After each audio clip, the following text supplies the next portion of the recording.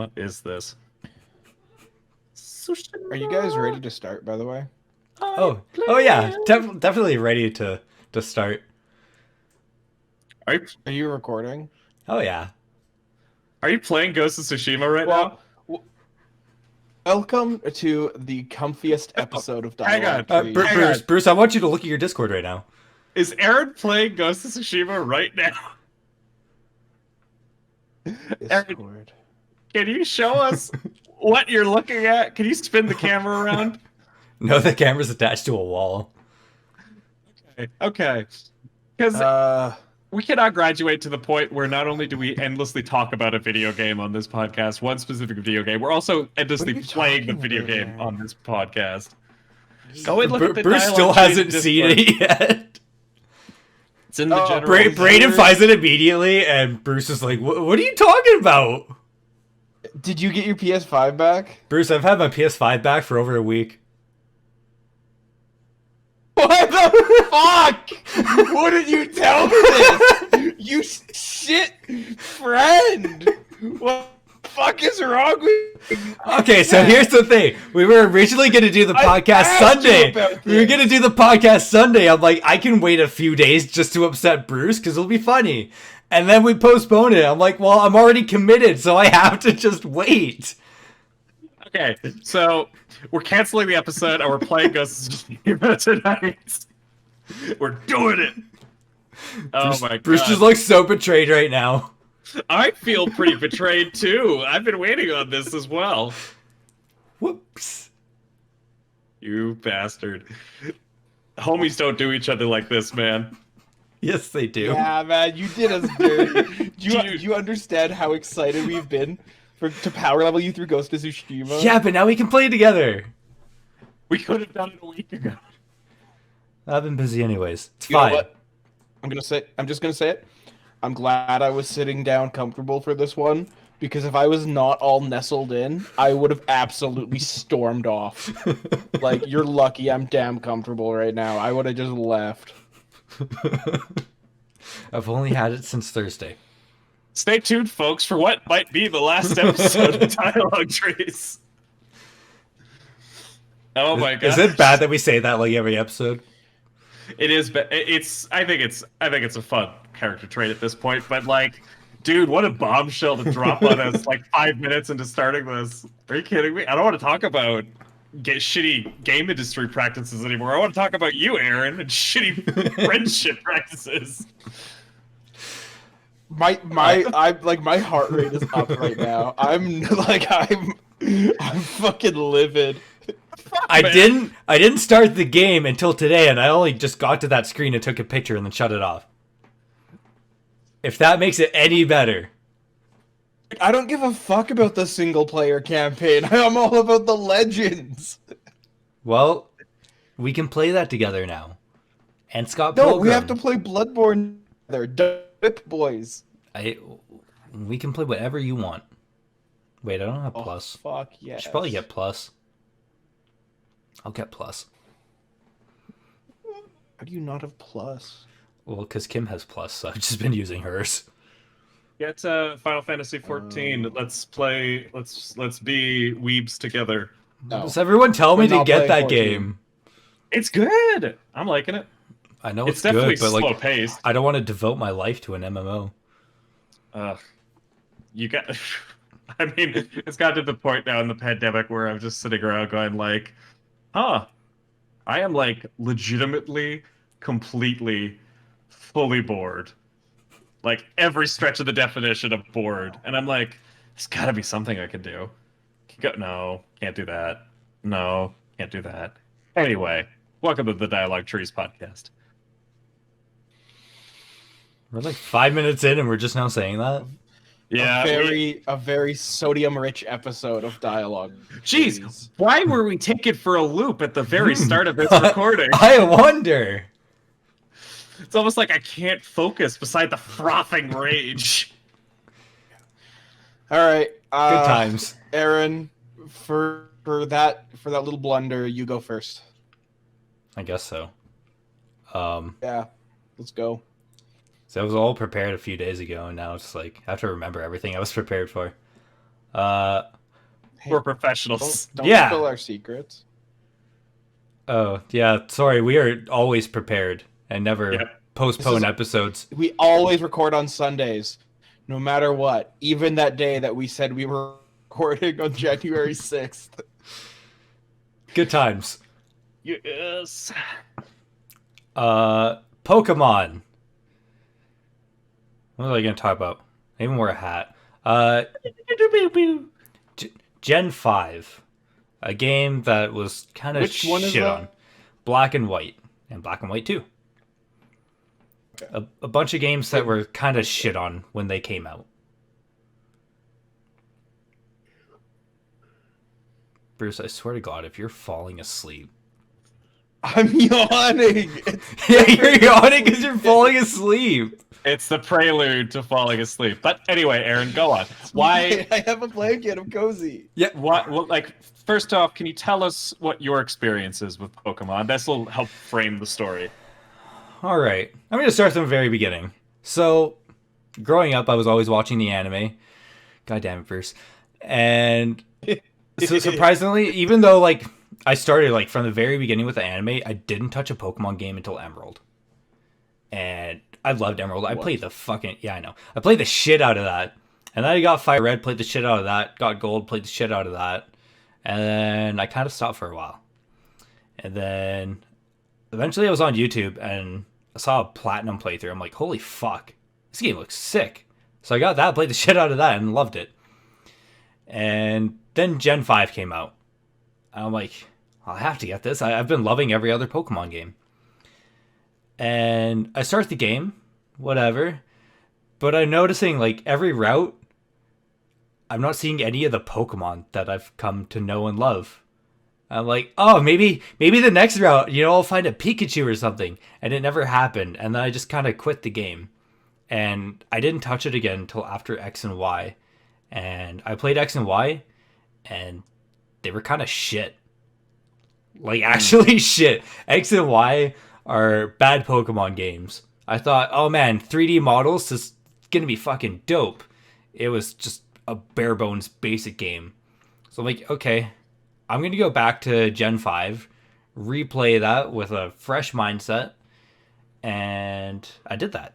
And it was actually a surprisingly good game, but the Pokemon community really despised it. And that was pretty much because of all new Pokemon and them shitting on designs and... So pretty much for the same reasons that you described bouncing off of it was because you didn't see anything that you identified as like Pokemon. Yeah. Yeah, that's understandable. I mean, Is Gen like, 5? Finish up, Brayden. okay, so like the way that I've always related to Pokemon is like from an outsider's perspective. I've never been as invested in like the anime or the games. My biggest like Pokemon obsession was the movies. I had those on VHS and I watched them all the time. Oh, yeah. Yeah. First three, and then the one with Celebi. I really like the one with Celebi. I thought that was cute. Anyway, 2001? 2001. Yeah, the one with Lugia. So, Forever. like, what was it? But like, well, don't they introduce new Pokemon all the time? And the problem was that they just like cut down on the familiar Pokemon showing up in the first few hours of Black and White, or like they not in the game at all, similar to like Sword and Shield. You have to beat the entire game before you see a Pokemon from a previous generation. So Really? Gen 5 was kind of like a soft reboot in the sense that, you're starting fresh. It's, kind of like your first time playing Pokemon again. It's all new creatures, and you have to figure out what's good and build your own teams instead of, oh yeah, well I know Pikachu's good. I'm going to put Pikachu on my team and run with that the entire game. Now you have to relearn Pokemon, and fans didn't like that. Yeah. Well, I think that it was the same thing with Sword and Shield, where I know that came out, and there's a big furore about the limited roster. Like, they cut it down to only a few generations. See, that one was a little different, because, like, they picked and chose what Pokemon got in. And then said, well, Maybe next game you'll get them all, and then release most of them as DLC. Yeah. That's pretty scummy. So just Gen 5 was the one where they released literal garbage as a Pokemon, right? Trubbish Yes. came in. Yes. So like I understand being mad at the designs because I'm pretty sure like not only Trubbish, but there's an actual ice cream cone. And I'm not making this up. Like This is it's like they Sandcastle just one. looked around the room and were like, what can we make? Garbage can, whiteboard, laptop Yeah. keyboard. See, Uh I was of that mindset before, but go back and look at Gen 1 designs and go and tell me that it's any better than that. Because it's Well, not. I think Oh, like Gen 1 designs are literal just animals with Mhm. with a gimmick. yeah. Pretty much. But that, like, I'm not trying to apologize for Pokemon, but makes sense because Pokemon are the animals of that world, right? So having just like slightly outlandish animals kind of thing. Sorry, isn't it Again, canon that like there's a lot of weird stuff. isn't it canon that like regular animals exist in the Pokemon universe too?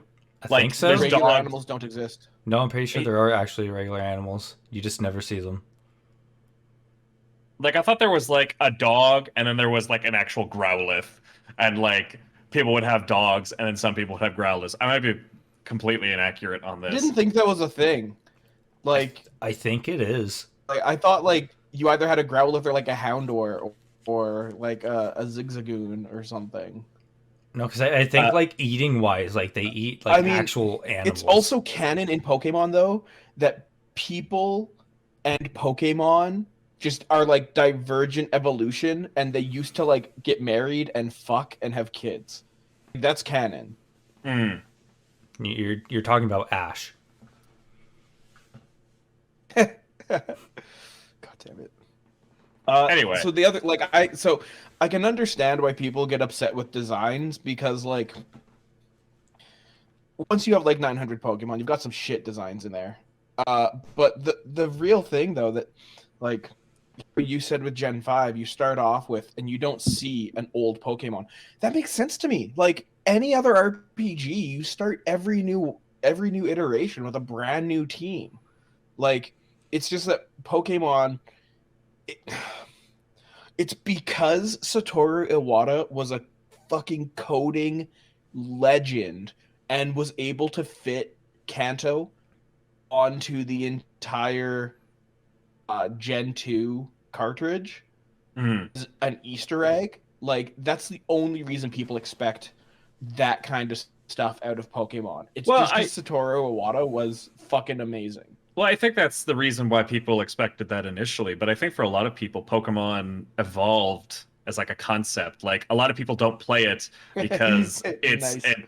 yeah, people like a lot of people don't play Pokemon because they're looking for a turn-based RPG about assembling a gang of critters. They're playing Pokemon because they love Pokemon. They want to hang out with Pokemon, and they don't want to hang out with new unknown Pokemon. They want to hang out with the ones they know and actually enjoy. Like the emotional attachments people have developed to these things out in and out of the game is what drives the franchise. Like people like Pikachu. They want Yes. not just a Pokemon, they want a Fuck Pikachu. Pikachu. Yeah. But that's exactly saying people don't want a new Pokemon game. They want the same game with new graphics. But then when you give them the same game with new graphics, They bitch about it. because you're releasing it. Yeah, Like, it's kind of a that's the double-edged thing. sword. Yeah, you got to find a way to innovate and not innovate because the fans are in a certain way very entrenched against innovation. So like, who are you making the game for? Yeah. Like the only other like franchise slash genre I can think about this happening in is like fighting games. People like picking your character in a fighting game is incredibly important because you have to like their kit, you have to like their loadout, but you also have to feel something emotional with them. Like there's a reason Smash Brothers is so popular, and that's because people relate to those characters because that's a lot of their childhoods. Mhm. And that when things switch out, like in Marvel vs. Capcom Infinite, when they removed the X-Men, because they weren't Disney owned at the time. Even though they put a character in who had essentially the same role and kit as Magneto, people didn't give a fuck because it wasn't Magneto. They didn't play Magneto for the kit. Like, yes, there is some of that, but you still want to play a character you relate to. And like fucking Mango can play any of the characters he wants. Like fucking Mango used to play Puff, but he plays Falco because the bird's in his heart. And yeah, he's got a fox, but the bird is in his heart. And like, I get that with Pokemon, like people just want to play their favorite team thing, but you. I think it's the thing There's of, no like, winning. Xbox said we have a console for people who don't want to be always online. It's called an Xbox 360. We have a game for you. It's called Gen 2. Well, I think it's unfair. I don't think Pokemon fans are looking for exactly the same ones. I think it's like a case of like they want the old and the new at the same time. So like just focusing on the new is crazy. But we talked a lot about like how Gen 5 was received poorly. What's your redemption story for it, Aaron? Why are we talking about it now in praiseworthy? Honestly, I saw a Facebook article on it, and I'm like, you know what? That's actually a good topic. So, like, playing through it again, you just had more fun? I had more fun. I actually respected the Pokemon that time. Because after I realized, like, hey, you know what? Pokemon designs can actually be pretty shitty most of the time. And these are fairly decent. I just didn't want to accept change. Trubbish is awesome, by the way. I actually love Trubbish. Like, the thing with Pokemon 2 is that people now as adults, because yeah, kids play Pokemon and everything, but like there's a lot of adults who still play Pokemon for the nostalgia or have then passed it on to younger people they know. That's I think great, the nostalgia was a big factor for now making it. Yeah, now that the adults look at it, they're like, wow, these new designs are so shit. Why can't they be like good? Like the wrong generation. But like Gen 2 also had awful Pokemon designs. Farfetch'd, not a good design. Diglett? Execute, not a good design. Doug Trio. Hey, Fuck come on. you, Grimer. Doug Trio is a legend. Shut the fuck up. I think Like in new gens, people don't care about the Pokemon. They just want to care about the cool Pokemon because they only remember the cool Pokemon from the past generations. Like Corviknight. people would have a hard time like remembering all 151 because they're gonna forget like I don't know, fucking Rattata. Like nobody. The only time people care about Rattata is if they're playing a fear strategy. What? Hang on. What was it? That was the. What was it? That was the Pokemon that carried the day in Twitch plays Pokemon. What was it? There was False God, Bird Jesus. There was False God, Helio or Helix. Just like the weirdest team decided by pure random action. And yeah, other than that, I can see your point. It's mostly just going to be the cool reason ones. people cared though was because they put emotion into it, right? Like they didn't care what Pokemon because they were using because they crafted that story around it themselves. So it was like seeing those Pokemon for the first time. There was like Twitch Pokemon is an interesting case because like if you look at how because nothing was sacred in that game. I mean that in the sense of like anything could happen and go wrong at any time, right? Mm-hmm. Like there's no like, oh, I can't let this guy go because he's my favorite. Like nothing was sacred in that sense. No. But you create your own like headcanon and you're creating that from nothing. It's like a community. It's a huge meme. But with all of us, we do that individually. So we've also collectively deemed the same Pokemon to be cool, mostly because those are the ones the Pokemon Company has merchandised. Yeah, it's difficult to say. Pikachu? Could you imagine an officially licensed Trubbish plush? I would buy that so fucking quick. I wonder if that's a thing. I'm sure that if you look on, like, I don't know about official license. I'm sure if you look on Etsy, people have made a Pokemon for every stuffy for every Pokemon out there. I'm going to the official Guaranteed. That's why I said Pokemon Center site. Yeah. Let's find me a Trubbish. Yeah, Pokemon's interesting. It's like there's not a lot of like game franchises these days that have that sort Zero of results. additional care of like the merchandising and the whole franchise built up around the characters. Like if it is something that exists, it's usually done through means that you can easily control, like comics, like digital media, like Blizzard and its stable cast of characters that they manage through like, you know, putting out trailers and stuff. Whereas Pokemon has like the merchandising, the show, the movies that has all grown apart from it. Pokemon is a mixture of Beanie Babies and Star Wars. Go on. Yeah, I need you to explain this one. So Beanie Babies, they're super collectible. People wanted them because I understand that part. Tell me the fucking Star Wars part. Star Wars as a movie series and like as the empire it was before the Disney buyout was just a marketing machine for toys. That's how George Lucas became a billionaire, was the toys. Mm-hmm. And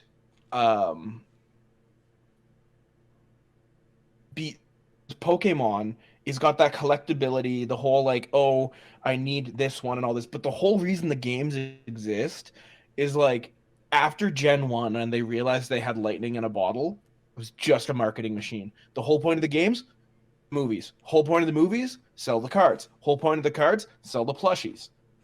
Point of the plushies, sell the next game. Like, you're forgetting Pokemon the manga. exists. Pardon? You're forgetting the manga. Even now.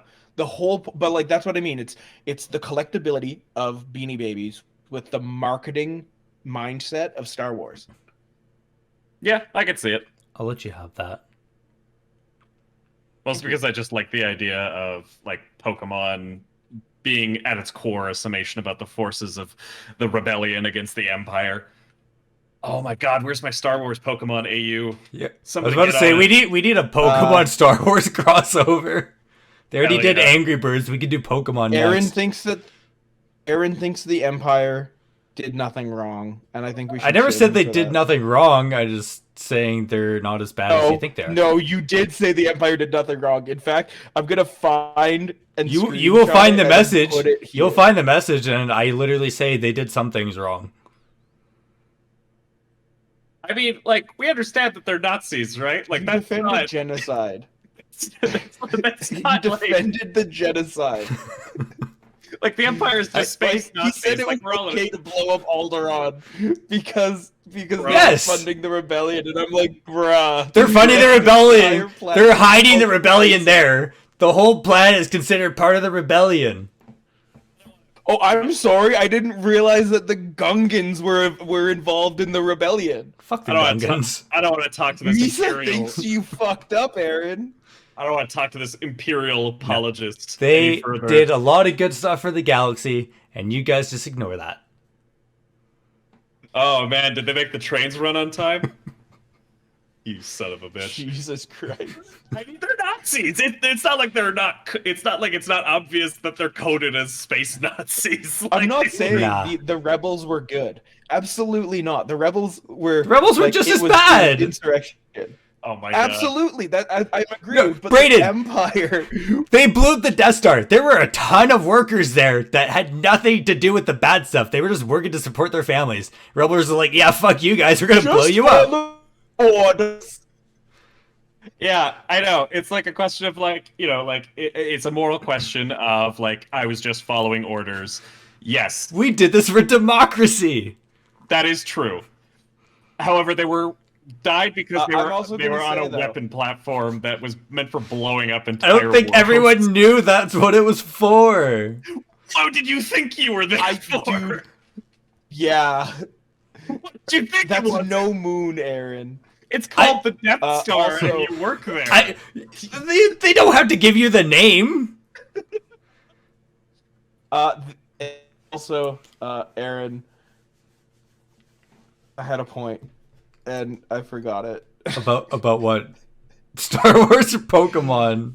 Star Wars. We didn't even finish Pokemon.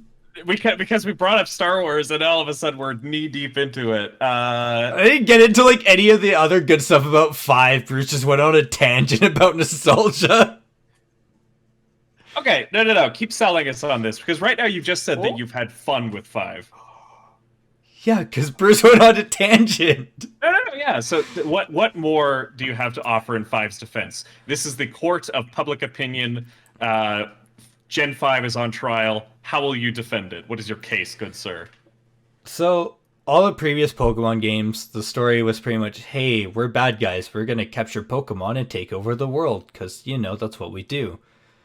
But for the first time, we saw a story where the bad guys kind of actually had a point. Where they're like, hey, we're kind of just capturing Pokemon and using them as slaves. We should just, live together in harmony. Yes, Bruce? Yeah. I mean, I'm pretty sure 5 is the one where it became canon that humans and Pokemon used to coexist and fuck each other. Probably. Like, I'm pretty sure that's the one. Oh my god. So, like, it had a more complex, like... Yeah, it had a complex story for once. And the, main villain, you don't fight him at all throughout the game. You just see him, and he talks about, hey, Pokemon should be free. And you don't battle him because he doesn't actually have Pokemon because he's so principled. Shut the fuck up. No, fuck you. I'm showing up to destroy you in a Pokemon battle. Take my Charmander. He just pulls out a 9mm. Don't worry, I'm moral. I'm not using a Pokemon. I'm just gonna euthanize your Charmander. Yeah. Oh my god. This is also the first game in the series where you don't actually fight the champion in the main campaign. Bruce seems very confused by that statement. I do need you to the champion of the Elite Four. That isn't the whole point of Pokemon to become the champion of the Elite Four, and the Team Rocket shit is just a side quest. So you beat the Elite Four, but N had already beaten the Elite Four, kind of like with Red and Blue. He beats the champion. What the becomes fuck is the champion. N? That's like the main villain, kind of. Green hair, long. Says Pokemon are cool. And then his father comes along and is like, hey, you're useless to me. I'm going to rule the world now. And then has a floating castle show up. And that's actually... Bruh. You don't fight the team leader until that. The final boss is technically the team leader. Which is something you don't see. That's the Smash stage. Actually... No. Because the Smash stage is Dialga and Palkia, isn't it? All right. Oh, there's also N's Castle. Oh, is there? Yeah. Okay, yeah, that's probably it then. Yeah. Can you clear something up for me? I've never understood the idea of the Pokemon post-game. What is considered the actual end game of Pokemon? Is it after you do the post-content, or is it EV training? Yeah, so depends on the game. Because, now it's EV training and just, getting ready for online, because post-game isn't a thing anymore. In fact, Gen 5 was the last time there was a real post-game, which is where you would hunt down, members of the evil organization, and you'd beat them. But previous gens would be the Battle Frontier, which was actually, a new set of gyms, in a sense, and they'd all have their special roles and shit, and you'd have to do that. And it was actually fun. And, fucking Game Freak should put that back in the game and not remake Ruby and Sapphire, and then, not put that from Gen 3 in the game, because they're like, hey, you know what? That takes a lot of effort. And you guys don't like single-player Pokemon. No, you guys like online Pokemon. So we're going to put in a character that says, hey, the Battle Frontier is being built, but you're never going to hear about it again in any of our games. I'm depressed now. We had it. We had the positivity for a moment, and then it died. Just the Battle Frontier is so good. Bruce, can we go ahead and just like rewind that? Like, I think that the audience at home is going to want to see the moment when the light in Aaron's eyes faded. Just zoom out on me. Okay. Do the sad I can do violins. that. You have to remind me though, because if not, I'm gonna forget. Okay, 'Cause I'm not you got gonna it. edit this for 2 weeks. Yeah, we know. That is fair. All right, yeah, cool, man.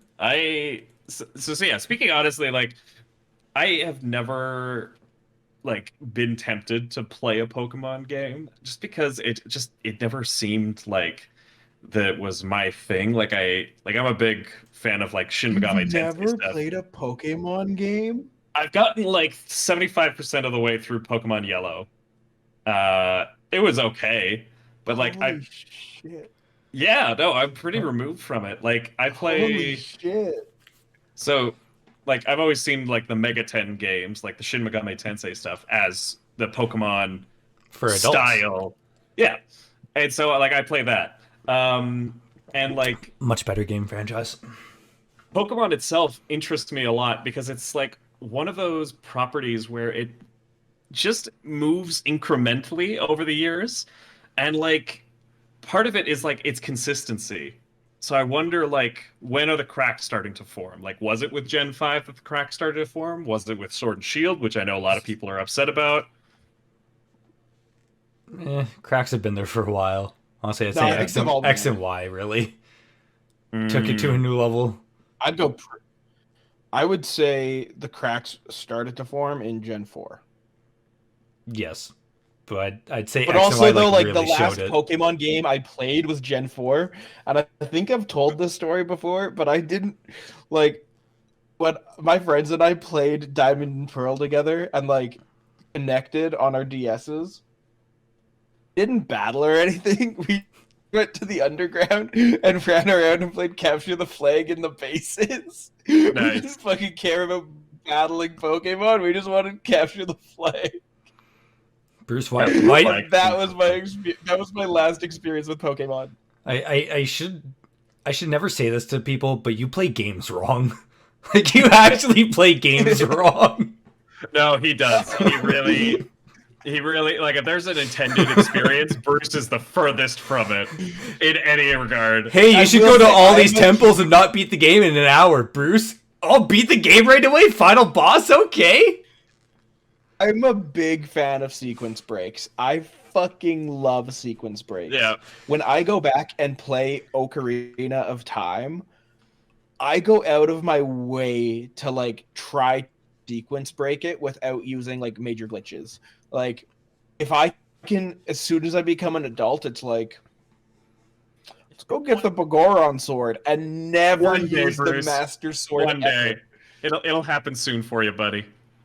Wait a second, Bruce. Weren't you the one that told me that for like Gen 3, you didn't play the actual game, you just fucking built bases? That's what I said for Gen 4. You said you did capture the flag. Gen 3 didn't have a base system. Yes, it I'm did. starting to- Emerald did. I'm starting to think that Bruce has never played Pokemon right. Bruce tried to Like the gatekeep you. bases. You never played Pokemon? Meanwhile, Bruce just doesn't actually play the game. I mean, Jeez. the first time I played Pokemon, I had Yellow, and I only used Pikachu. So when I got to the Elite Four, my Pikachu was like level 50 something, and the next highest level I had was a 17. Oh my god. This is a classic Bruce story. I was like 6, man. You would still do that. I know. Like it's not. You can't use your age as a defense. If you would still do it. If you didn't give us an age, we would assume you did this recently. Assume you did it The only today. reason I didn't get fucked over in later Pokemon games was because of the EXP share. If they hadn't put that in, oh man. Oh my god. Amazing. So I have never had a level 100 Pokemon. Yeah, bro. All right. I'm thanking Aaron for the topic today. I think we got to move on because I don't know what exact time we're looking at, but it's close to 30 minutes or so. Did we Yeah. spend an hour on that? We might have. I don't know how Bruce is feeling ready for his topic, or if he's just busy fuming over the betrayal that marked the No, I'm beginning of good. this episode. Betrayal is a Yeah, good thanks for board reminding me. game. I think so. Like, you guys know, I really like to buy used games. I usually stay honestly like a generation behind, and try and buy things from either like a bargain bin or just finding them on like local buy and sell kind of stuff. That's where I get most of the stuff. And if you remember with the PS4 and Xbox One, Sony had that mic drop moment where they're like, how to share games on PS4. Hand it over. Thank you. But I think the used market for games is gonna die, and if it does, I hope it turns of Steam, because like the PS5 has the digital only and then the one with the disc drive. Yes. And then on top of that, you have people talking about the price of a game going to $70 US. Here in Canada, it's 90. In Australia, I think it's over 100. Yeah, I think it's like 130 there. And Yeah, That's fucking Australia's stupid. crazy. Can you but imagine buying Godfall for $200? Oh my god. God. Yeah, and so the argument is that games have gotten more expensive and all this, and like there's lots of people who'll say that's all bullshit, and most of a game's budget is all in marketing, and so the only reason your budgets are inflated is because you're putting more marketing into it, all these things. I don't really want to delve into why games are getting expensive so much as why digital games are still expensive. And the reason for that is because big, brick and mortar stores say, well, if you don't charge the same for the digital download, we're just not going to carry your games, and more than that, we're just not going to carry your consoles. And that's why Steam has great sales, is because they're their own marketplace. They're not beholden to anything. But with the new console generation having digital only versions, do you think we might start seeing in the near future an actual like Steam-esque ecosystem of digital games for console? No. Why? Because people like money. Yeah, I think it depends on the justifications used. I think that you could definitely argue that you'll see more price fluctuations. I don't know if you'll see price drop regularly. Like, I feel like what a digital console market will look like is something very similar to Steam, where things go on sale a lot, but that doesn't mean that the price for the actual like individual games is dropping. Because like if you look on Steam, new games are still $80, still $90. It's just that it bounces up and down more often, you know? I guess like that's kind of what I meant, like, because if you average all that out, like it is less.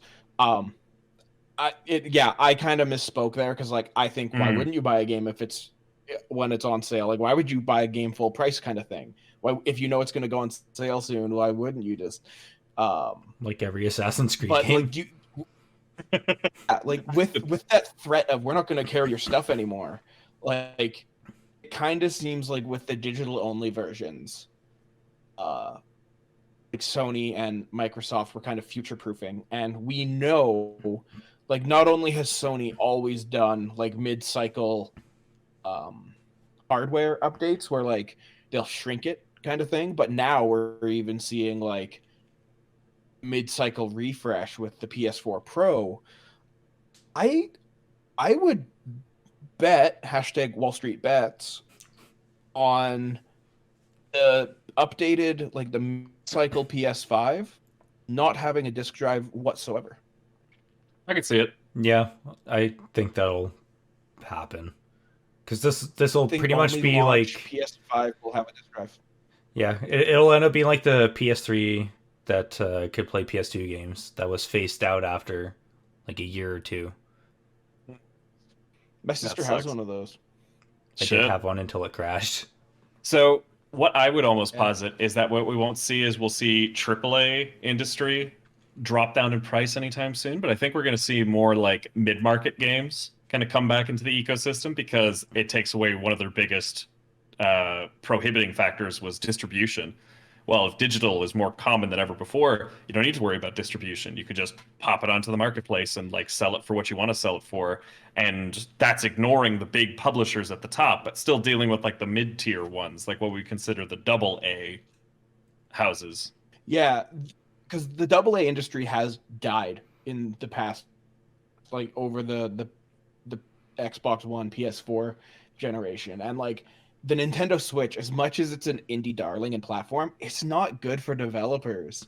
Like Nintendo is not good to any indie developers they have as much as they want to be. And like everybody knows the term Switch tax, and that's because they're like, we're going to use cartridges again. Mhm. It's insert current year.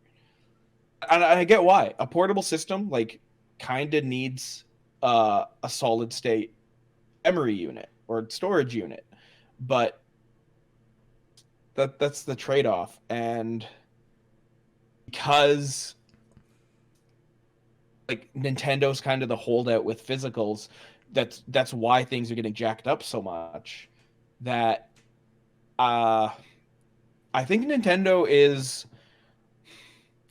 gonna be fucked for the next generation In what way? with all of this. I mean, this is a topic for another time. Hashtag topic for another time. I was watching a deep dive on video essay on Nintendo's practices pre-Iwata, during Iwata, and post-Iwata years. And they made a really good point. Everything that Nintendo's doing post-Iwata is the exact same things they were doing pre-Iwata, which they were not a successful company during that time. Yeah. And now everything Iwata did that made Nintendo great is gone, and they are going to just like collapse in the video game industry because they are kind of anti-consumer and only care about money right away instead of actually a product and like long-term benefit to the industry kind of thing. Because it's Nintendo, they can do whatever the fuck they want. They've always just kind of played in their own Yeah, ball court. and- Yeah. Yeah, and Nintendo is going to definitely leave the console. They're going to pull a Sega. Yeah. I don't think so. I think that's a bold I- that's a yeah. bold claim, my man. Within the next generation? Sega does what Nintendo don't. I'm not saying they're going to pull a Sega within the next generation, but the console after the Switch, and that excludes like a Switch 2 or something, is going to Wii U the fuck out of it, or GameCube the fuck out of it, and there won't be another one.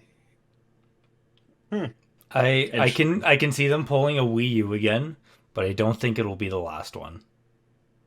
It's all speculation. I think that like we kind of take for granted the idea that like someone like Iwata can't come back to the company. That like, you know, studios shift and change all the time. But I think if they go on the track right now, I can see it because there's always the problem of Nintendo being too slow to catch up to where gaming is heading. They're a generation behind what their rivals in American and the other Japanese market is doing at any given time. They're a generation behind, and then doing it worse than the generation they're behind. Yeah. I don't know. I think the Switch is still its own achievement, but it definitely is going to, I think, have its like life over the course of this life cycle is going to have more problems and just come up and up. I think Nintendo's going to price themselves out of the game, and I think AAA games are going to price themselves out of the game unless they smarten up, because they are just inflating the prices they have. Like, Mhm. video games are not a niche anymore. Video games are as big a global market as like movies and cinema are. I think they're Like, bigger than cinema at this point. yeah, Mobile games, yeah. definitely. Well, I mean, COVID years, but Yeah. that's the thing is it's games. We take for granted that games are just $60 in the States. They've been 80 in Canada since I want to say 2014. since PS3. Yeah, it Pretty happened towards pricey. the tail end of the PS3. Yeah, yeah. And like that's crazy. Like even just from like the market and like the business psychology and things like $80 for a game. We all just say $100, $100. Well, pretty much by the time I'll spare taxes is $100. done, No. like it's $100. Game is $60 here. They're like, yeah, I can spend $50 on a game. Why not? Like, yeah, they're 20, like 60 and 80 or $20 apart, but people think of it as like 50 and 100, right? Pretty Yeah. much. And I think that I shouldn't say I think I really hope that Sony and Microsoft are thinking, yeah, let's go full digital, and if the like let's get rid of games. I think not only would that allow for the game price to drop, I would love to see the actual price drop, because if they're not going to, if they're going to go full digital and not drop the price, people are going to rage, because it's like, you don't have to ship stuff anymore. I don't have to go get a thing. In fact, it costs me more to download a game because I have to use my own bandwidth and data cap for the month. So yeah, you should drop the price of a game. Is there And I think any that'd be really good. Sorry, is there any Yeah, Brayden? correlation between studios getting bigger and prices rising? Because I think that's the other phenomenon that's been happening in the AAA industry, is that studios have gotten exponentially larger. I think it is, but like I said, like I like looking into a bit of it. It's not that the cost of developing a game hasn't exponentially grown like that. It's just because it's not niche anymore. It's so mainstream. They're throwing more money into marketing the games, and that's where you get these huge budgets. Pardon me. Didn't Cyberpunk spend as much on marketing as they did on development? That's fair. That's Yeah. pretty much where Like, the that's extra the thing. costs come from. Yeah, you can, if you cut the budget of a game in half, you still have that game. And this is going back to Nintendo. Like, I think why they're going to price themselves out of the game, because they refuse to get on modern marketing trends, which is streamers and content creators. They refuse to let anybody have any like hands on their game that they don't approve of. And every other company realizes that the mass market of streamers and content creators and reviewers and like people like us who just do stuff for fun as for a hobby, that they are a marketing platform that is free. In fact, they will pay you to market for them. Or sorry, they will pay you to let you market for them, kind of thing. Like, we have to buy the game, then we're going to go play it on stream and be like, this is so fun, I'm loving this game, I'm going to tell all my friends to do it because they're watching me play. That's free marketing. Free fucking real estate. Yeah, Nintendo's gotten a little Games better should with be that. expensive as they are. Hashtag free melee. Yeah. Yeah. Other than like their fighting game scene, they've gotten better. You can make YouTube videos now and Hashtag stream free games. Splatoon. We're gonna have a separate episode to shit on Nintendo. It's okay, Bruce. I feel like that's just the series at this point. Make me feel Can we bad. make it like the season finale and then like pitch this big battle where Bruce is going to fight Bowser to the death in a burning building? Bowser or Doug Bowser? Both. Okay. Yeah, if I- Which one's yeah. the mini boss? I think like Doug Bowser is definitely Little Koopa, and then Koopa King is gonna come tag in. Reggie's just gonna pile drive in from the sky. And you can only his body say check. so long, Gay Bowser to one of them, and you have to choose which one. So long, Gay Bowser. I don't know why, but Brilliant. I find that so fucking funny. It's Dude, the line. that- It's so clearly the line. You go back and watch it. It's I exactly. just I watched like a 5-second clip of it for like an hour straight because I'm like, this is just fucking hilarious. It makes so much sense yeah, too. absolutely. Cool. You guys mind if I go and Yeah, so, rail like, a bit on? I don't think. Yeah, I was gonna say I don't think there's Yeah, a lot of he does nuance mind. to discuss around what I was saying. It was a lot of speculation. So Cool. Well, if you don't mind, I'd like to do my topic now because I actually have a topic and I do mind. prepared for it. I usually I don't even know what We I'm are going to very proud of you. say. And I have a topic and I prepared examples. Usually I fucking wing it, so I want to do it this time. I mean, no, cut all of that out. If you have examples though, I'd like you to know the entire time we've been recording, I have no video feed of you. It's just loading like the little squares going around. So if they're Fine. visual examples, I can't see them. No, oh damn, my whiteboard. No. Do you actually have a whiteboard? Angry. No, I don't. Oh. Angry erasing noises. I would have been surprised if you just like pulled a whiteboard in. And then a sandwich. So, what I wanted to talk about was another burst of positivity to end out the day. I wanted to talk about the way that cooperative games are built to encourage cooperation. Because it's a big question of, like, it's a multiplayer game.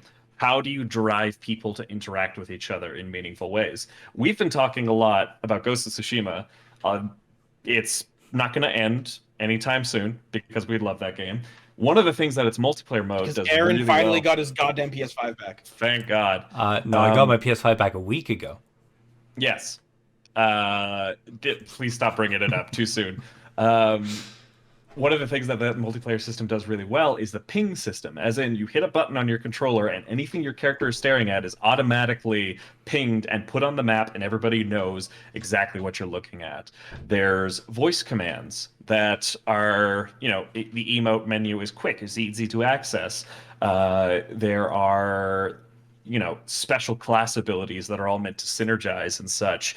There are so many ways that this game is encouraging you to not only jump into the multiplayer mode, but to actually work with complete strangers in a relative harmonious way.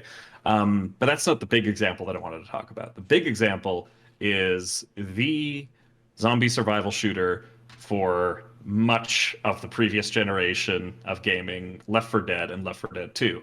Those are games that I think. I thought it was Call of Duty. Nope. At first, At first, I was also like Call of Duty. I'm like, no, wait, it's Left 4 Dead. It's gonna be Left 4 Dead. Yeah, no, Left 4 Dead. I pointed out because Left 4 Dead has a genius structure to encourage you to drop into a pickup game, complete strangers, don't know anybody, and still have to find a way to work together. There are ways that include the characters talk to each other. They are very vocal, and that is used to, instead of the players having the onus of communication, being that players have to point out, hey, there's a med kit, or hey, there's a charger. The characters themselves point that out. Pills here. Yeah, pills here. So you kind of have that extra layer of communication that is not removed, sorry, that is supplemented by the actual characters doing it for the players. You have different infected types that aren't exactly the killers of the party. Like, what will kill you in hardcore mode aren't going to be the special infected. It's going to be the regular hordes. The special infected are there to make it so that one person cannot make it to the end on their own, barring extreme amount of luck. They're all designed to incapacitate a player and force the others to save them. And I find that because of that structure, you encourage this way for the players to kind of group up and watch each other's backs and stuff, more than if it was just standard zombies they're dealing with, because you never know when a hunter's going to jump out and there's nothing you can do against a hunter. If it pounces on you, that's it. You're pinned to the ground, you're being torn up, it's on your buddies to help you. And through this system, it is a very clever way of incentivizing you to work cooperatively. Call of Duty, you just brought up. I don't think Call of Duty has any cooperative structures that encourage you to work with people. I Zombies say can zombies be does. zombies you could do on your own and completely ignore everyone else. You could just do your own thing, See, run circles in the map. like I've been playing a lot of zombies lately with Mac, and the most cooperative thing in that game is whatever you have to do to like. There's always a gimmick to getting access to the Pack-a-Punch machine that requires some co-op in the sense of, hey, I need to run here and press button A so then you can press button B, on top of, hey, well, I'm going to press button A, you need to run in a circle and just keep this crawler away from you and alive so the next wave doesn't start. That's the most cooperation. Yeah, like you can play cooperatively, but the mechanics don't enforce that. Another example that comes to mind is the way that Gears of War structured its co-op missions. To go real swinging back in the nostalgia machine, I think it was Gears of War 2 that introduced them. I didn't play Gears of War 1 until way, way after its release, so maybe it had these. But in the cooperative missions, you'd have branching paths, and if you took one, the other person took the other, and usually that meant that like you guys are tackling different sides of a large chamber, and you can look over and see your friend battling Locust on the far end of this platform, and sometimes they'll need you to do something so they can progress. They need to help you to make you progress. It's a way to encourage the players to look out for each other because you need each other. You can't do this on your own. I've been finding that really interesting, just in the way that like these games kind of psychologically motivate you to power up with strangers. Do we have any like stories that come to mind immediately of like ways that you bonded with a complete nobody just because of the way the game pushed you together? I can think of something like that. I was also just going to point out, like, it's more than just shooters that do this. Hmm. Like Monster Hunter is a great example. Like I know Aaron has been playing that a bit. I know Little you played bit. it, Brayden, and then I am likely the next time like Iceborne goes on sale, I'm gonna pick it up because that's a game that isn't fun without people. You know, No, like it's party fucking comp boring on your is the own. bread and butter of that game. I'm not. I think we got to make a comparison, a distinction though, because between can be done on your own but not fun versus like this is the way that the game incentivizes you to work with people. Because like Dark Souls is fun with people, but it's fun on your own too, and you have a completely different experience. I'm talking about like how the game forces you to work with somebody. Well, I'd say Monster Hunter, from my understanding of it, forces you to work with people in the sense of like the same way like an MMO does is you have a specialized class essentially. And even if you don't, like you need somebody to be like distracting monster A while you're doing B, and then you have to be switching depending on things like that. Like there's a lot of dynamics at play where you have to be in communication or both be able to Mhm. pick up on cues and act in that way. Yeah. And I mean, Dauntless managed to do Um, something similar where Dauntless had the different yeah. weapon systems, and like you might be geared up for one elemental type, but like you need to prepare for another or something like that, and it helped to have other people because you can only have the one type at a time. Oh, like I binged a fuck ton of Dauntless, Yeah. and yeah, I did an entire season pass in like 2 days or something. Yeah. But that game, like in the like tutorial stages, and super easy. Once you actually like got into doing raids and stuff, like yeah, that game was hard. Like you needed part comp to do that game. Mhm. And I don't think they had a great way of like a great communication system. So like you and They had I like would the play flares, yeah. over just yeah, they had flares, but most people just used that to be like, oh, found the monster. Yeah. But like they didn't have a lot of like communication emotes, and so like you and I would play over Discord chat, but there's no other way to really do that because like nobody wants to enter a voice chat with random. Mhm. No. That's a risky God no. proposition at the best of times. Um, games is fun. Stories. I mean, I think like shooters take this up because shooters so often are like geared around the cooperative deathmatch scenario where it's like team deathmatch. You have like a group that you're working with. Overwatch, for example, and the role abilities there, like you need a Yeah. certain type of somebody. Somebody needs to play a support. Somebody should play Mercy. You may not like it, but they need a Mercy. Damn it, go ahead and do it. Do you want to be a Reaper? Too bad. Everyone else was already claiming that. And like the way that the ultimates play off of each other encourages you to like sync up and learn where everybody else is kind of playing at a given time. Yeah, there's definitely a game that requires a shit ton of teamwork. Mm, And I both love and hate the fucking game for that reason. yeah. um, Siege is another game like that. Like Siege, like Rainbow Six Siege is all tactics. You have to be calling things like, um, I don't know how much of like esports you guys follow with like CS:GO and things like that, but in CS:GO you literally have a position on your team called in-game leader, IGL, Mm, and they are the one calling the shots. Like they're playing, but they're essentially the in-game coach aside from the coach. Like they're the team captain, right? mm, Um, and Siege has stuff like that. Like you need a good IGL for a lot of this because there's so much happening and really do rely on each other for a lot of this. yeah. I I love esports. I watch esports. I don't play a lot of competitive games. Um, I want to get back into doing FGC stuff, but like I don't ever pick up a game and go online without people I know. And if I do, I'm Mm, not really communicating with them. that's fair. I mean, like you said though, in Left 4 Dead, you don't need to have a mic to communicate with them.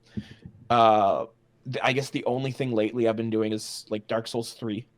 If somebody invades me, in which case you either scream because I'm getting murdered, or you end up like bowing at each other and having a duel, Yeah.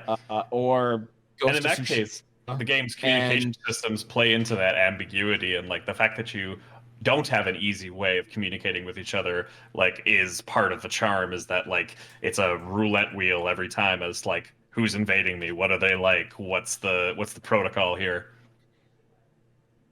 yeah, depends if they point down or not.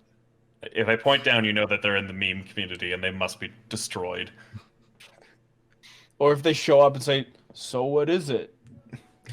Gonna Yeah, add me? totally. Yeah. I'm reminded of like Death Stranding Uh, and the way that like players could leave structures for each other, and like you'd build a zip line to show up in somebody else's terrain so that they can skip past the part that you just slugged through. I think that's an interesting example of like ways that people are encouraged to work together because it's to your, it's take a penny, leave a penny type thing. yeah, like I know a lot of people when Death Stranding came out, like I think a lot of the people who were saying things like this were just having like buyer's remorse. But they were like, "Oh, this game's amazing. It's so good. Like Kojima created a brand new genre kind of thing, like a whole new way to play games with people." And it's like, Oh, "Oh, really? not really." Like Mm. I think it's cool that like you said can like pay it forward with people like, "Oh, I'm going to use some of my resources to do this." And now like it's not going to take me for fucking ever to run back across the continental US cuz everybody else built to like a way kind of thing. But I mean, Mm. is that so different than what we've been seeing in games anyway? Like it's just an expansion of like the Bloodborne soapstone and bloodstain system. Like Yeah. eye tongue It's butthole.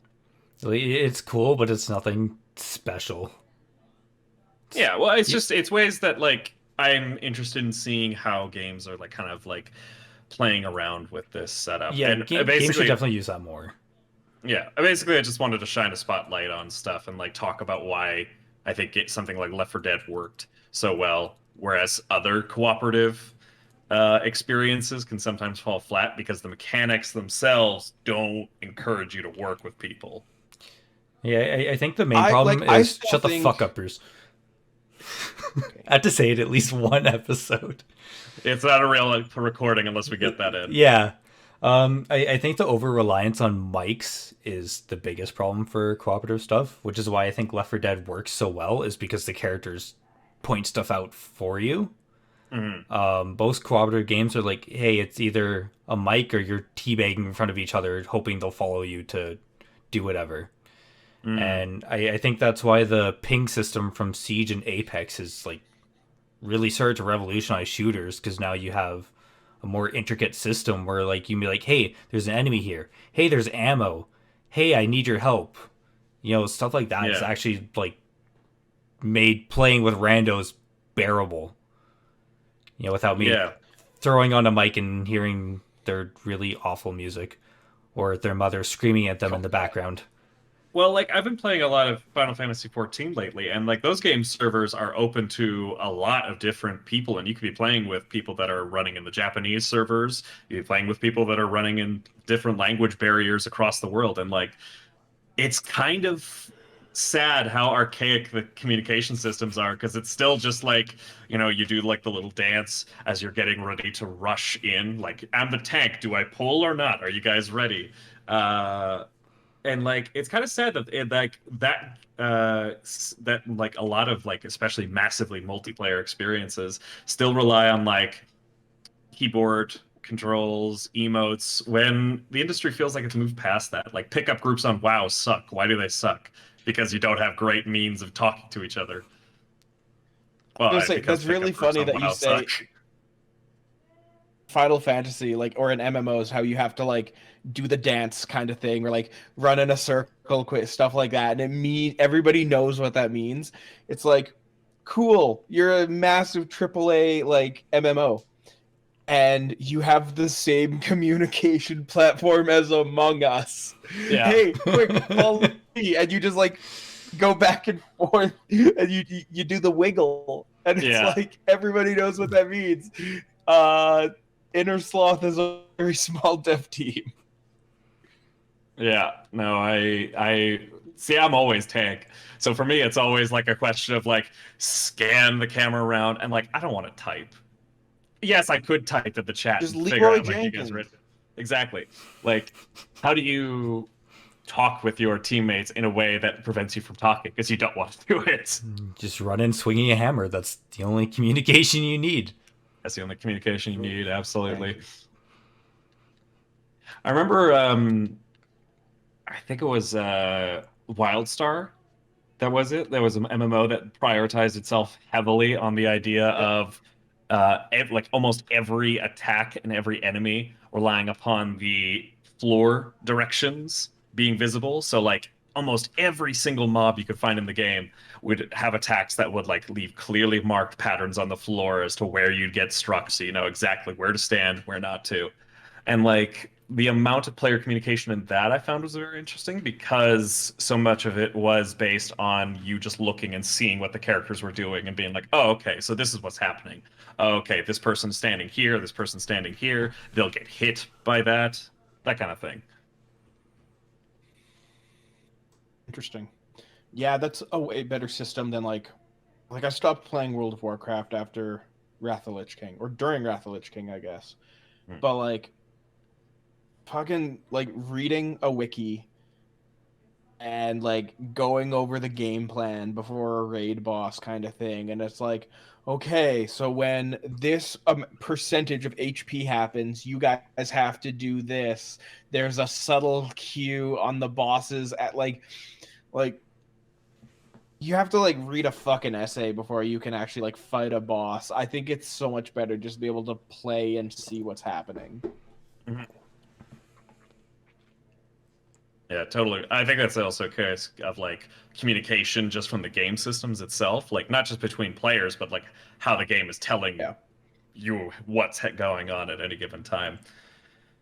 Yeah, it's honestly like the idea of like soloing MMOs is something that I usually tend to because I like playing MMOs solo, and I had to like question like why am I playing this if I'm playing it on my own? Like why wouldn't I just want to play a single player? Like would this experience be better for me if it was just a single player RPG? Like why like Guild Wars 2, I think, did something where it was like every encounter was like you could have up to like 5 people join in and they'd all get experience for it. And like the game world constantly had these Cool. events happening that you could just stumble into, and like everybody was doing it because everybody got rewards for participating. Yeah, which is similar to like Participation awards. Destiny, where Mm, they have all their events across the map. Everyone's running around doing their own shit, but you run to do these events together to get good loot, which is kind of a cool system. And everyone's Yeah. trying to work to do the bonus objectives, and you don't have to communicate at all because it's just do this task. Mhm. I think like world bosses and like world instances are really cool. And what Brayden described with Guild Wars sounds a fuck ton better than what World of Warcraft did, which was you tag it, you bag it kind of thing. Like first person to get a hit on it claims everything from it, unless you're in a party or a raid. And That sounds really fucking stupid. like part of to me like an MMO, like obviously I find them more fun to play with people, but like just being able to be like, oh, we're in the same like valley or desert as this other person, and like, hello, fellow traveler, I will join you on your caravan for an By the afternoon light of kind the of moon. thing. And like, yeah, and just like show up for a couple battles, and then, oh well, my crossroads takes me here. Yeah. Having a fluid way to do that. Yeah, I mean, like it's crazy, like how much of that was like this predatory, like, all right, is the boss open? Okay, go, go, go, go, go, rush! I don't want anyone else to touch it, but because then I'll have to wait for the next person. Like that really goes against the whole spirit of the thing, doesn't it? Like there's stories of when Burning Crusade from like World of Warcraft Burning Crusade came out. One of the Blood Elf tutorial quests had you having to kill a certain amount of enemies that would only spawn in one area. And when it came out, the spawn rate of them was so slow. Actually had people standing in queue. Yeah. Because people were like, if we're all just like fucking trying to like ninja off each other, this is gonna be a bad time. So finally, like they formed a queue and they enforced it. And like There were that's videos not of people fun. doing the Like, same thing showing in up WoW Classic. together. But at the same time, isn't it cool that gamers can come together and do shit like that? Okay, bro, That- it's fucking hilarious. It's That's fucking more a case great, of them working but against the game system, though. But it's still like nice and wholesome to like see them Yeah. do shit like that. Totally. Also, can I say, as a antithesis to this topic, most frustrating trend in any co-op game is when they just have the door that requires 2 switches to press Oh to my open god. it. It's the laziest way to be like, you need a partner for this. Get your partner in. Because like, if you're playing on your own, it's always the NPC that's going to be 2 minutes like slow, and they're going to like take their time or they bug out, and then you're just like, oh fuck. All right, why am I playing this? or the not only the step up is it's not only you have 2 switches, but they're 2 switches that have to be pressed at the same time. Mm.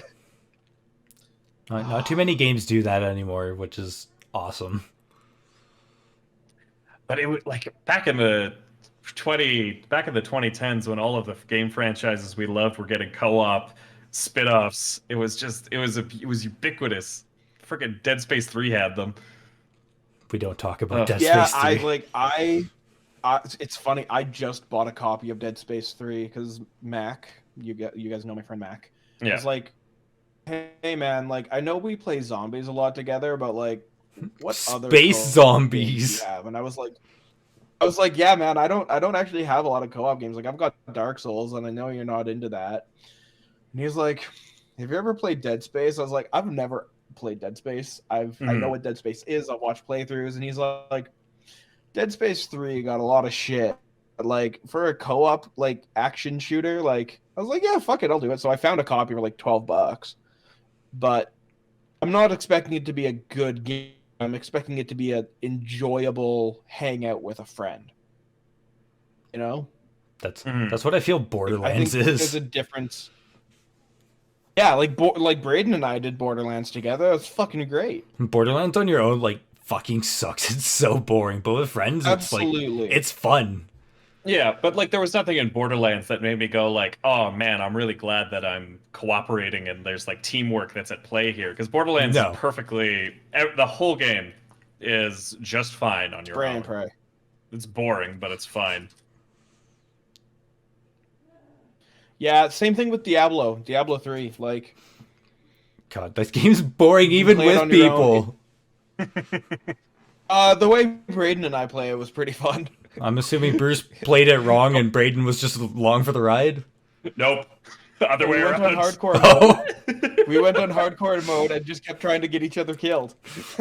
Yeah. And then we'd make a new character and hop in, and you'd be like level 15 and a level 1, and it's like, okay, see how long you can last. Yeah, no.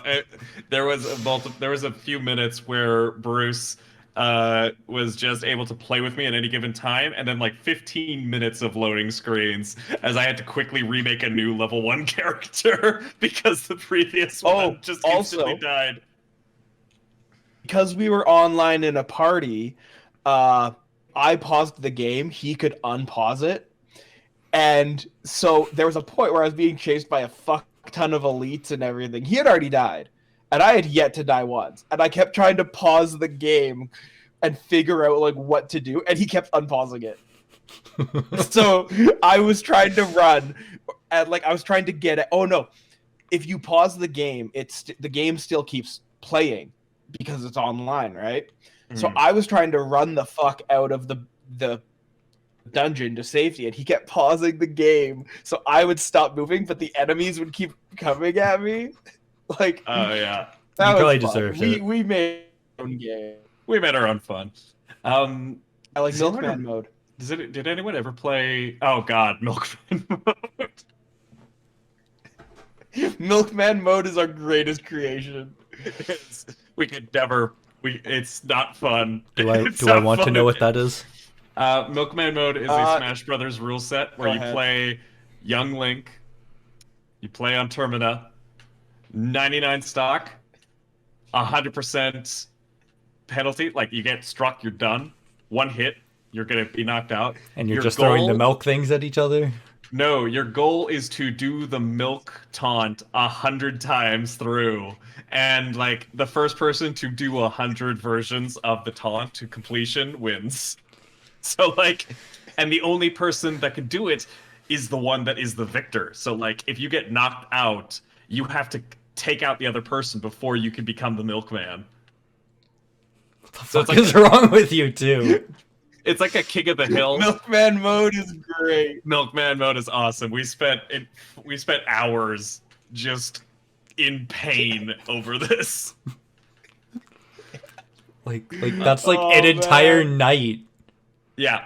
No, it was an entire night just doing 1 or 2 matches in Smash Bros with that rule set. Because it's like we'd get to a point where we develop like metas around it. Like we're like, okay, arrows are really good for like knocking the other person out, but like I need to keep them away. So I'm just gonna bomb spam, and then I have enough time to just crack in 1 taunt before the other person can reach me if I do this. It was like so stupid. Yeah, the Milkman mode meta. Like, if you can't make it to the person in time to stop their fire a fucking arrow, man. Toss Yeah. your boomerang. Like, you've got Do projectiles for a reason. Yeah. Oh man. Anyway, that's enough reminiscing on our part. Yeah, I think that's a good place to call it. Is Is you playing games wrong everybody again? at home. Everybody playing at home. Go play some Milkman mode. Young Link, and- Termina, 99 stock, 100% damage. Go do it. Yeah, no time. Super sudden death. O- Kind o- of. only do this if you actually hate your life. I promise you get to stop It's a 30, you'll be good like, I love time. this. If COVID has you down, Yeah. make it even worse and do this. Oh, God. man. It Yeah, helped that we were both drinking at the time. Yeah. Be ready for the upcoming Dialog Trees 3-man milkman mode challenge. Oh no. You have to see if you can get Smash working on Brayden's Switch first. No, I think I'm gonna have to Also, buy it myself. By this point, the Scott Pilgrim stream might have happened. So if it did, I hope you enjoyed, and if it hasn't, please enjoy in the future. It'll that's right. happen soonish. Yeah, I gotta go Yeah. grab that. Come Yeah. on, guys. All right, everybody. I'm gonna go to bed now. Yeah, I'm, Bruce has I'm been not going to crashing. go to bed, but good night, Bruce. Good night, Bruce. Everybody at home, say good night, Bruce. Yeah, comment good night, Bruce. That's Like- how we'll know you watched the whole episode. Like and subscribe and other stuff. Turn on Yeah. notifications. One like Tell your equals friends. one good dream. Amazing. All right. Peace, All right. folks. Thank you, everybody. Bye.